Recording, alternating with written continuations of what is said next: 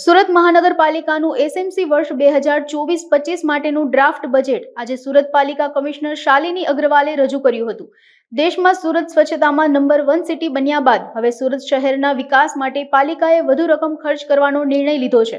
ચાલુ વર્ષમાં રૂપિયા 4000 કરોડથી વધુની રકમની જોગવાઈ કરવામાં આવી છે। સુરત મહાનગરપાલિકા કમિશનરે વર્ષ 2024-25 માટે 8718 કરોડનું ડ્રાફ્ટ બજેટ રજૂ કર્યું છે, જે અત્યાર સુધીનું સૌથી મોટા કદનું બજેટ બની ગયું છે। આજે સુરત મહાનગરપાલિકાનું વર્ષ 2023-24નું રિવાઇઝ્ડ બજેટ અને વર્ષ 2024-25નું ડ્રાફ્ટ બજેટ રજૂ કરવામાં આવ્યું છે। અમૃતકાલનું બજેટ રજૂ કરવામાં આવ્યું છે। માનનીય વડાપ્રધાનશ્રીના વિકસિત ભારત 2047ને ધ્યાને રાખીને અને ભારત દેશને $30 ટ્રિલિયન ઇકોનોમી ઉપર લઈ જવા માટેને ધ્યાને રાખીને વર્ષ 2024-25નું ડ્રાફ્ટ બજેટ બનાવવામાં આવ્યું છે। ગુજરાત રાજ્યનું $500 બિલિયન નું 2027 માટેનું ટાર્ગેટ છે અને આમાં સુરત 30% જેટલું કોન્ટ્રીબ્યુટ કરે છે।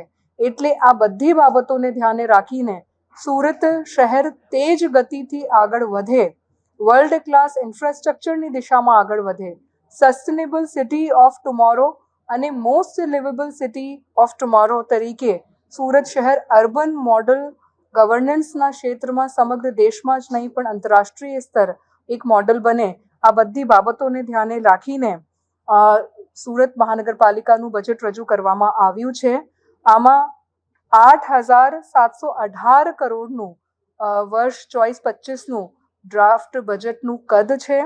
કેપિટલ એક્સપેન્ડિચરમાં 4121 કરોડ પ્રપોઝ કરવામાં આવ્યા છે, એટલે વિકાસલક્ષી કામો ઉપર ફોકસ કરવામાં આવ્યું છે। વિના કર દર વધારાનું બજેટ રજૂ કરવામાં આવ્યું છે। એનું મતલબ છે કે સમગ્ર બજેટ વિકાસલક્ષી, સર્વસમાવેશક વિકાસલક્ષી અને સર્વવ્યાપી વિકાસલક્ષી બજેટ રજૂ કરવામાં આવી રહ્યું છે।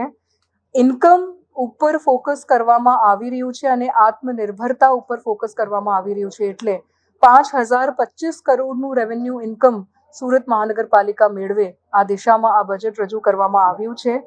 Physical infrastructure, social infrastructure, human development ઇન્ડેક્સના સાથે સાથે એન્વાયરમેન્ટલ સસ્ટેનેબિલિટી ઉપર પણ ફોકસ થાય એ પ્રકારના કામોનું સમાવેશ કરવામાં આવ્યું છે અને સમાજના દરેક વર્ગના લોકોને આવરી લેવાતું બજેટ છે। આમાં મહિલાઓ, બાળકો, સિનિયર સિટીઝન્સ, શહેરી ગરીબો, દિવ્યાંગો અને બીજા તમામ વર્ગના લોકોના સર્વાંગી વિકાસ માટેનું આ બજેટ છે। પરફોર્મન્સ પણ બજેટના સાથે સાથે ડિલિવર થાય આ દિશામાં પણ એક નવું ઇનિશિયેટિવ આ બજેટમાં લેવામાં આવ્યું છે।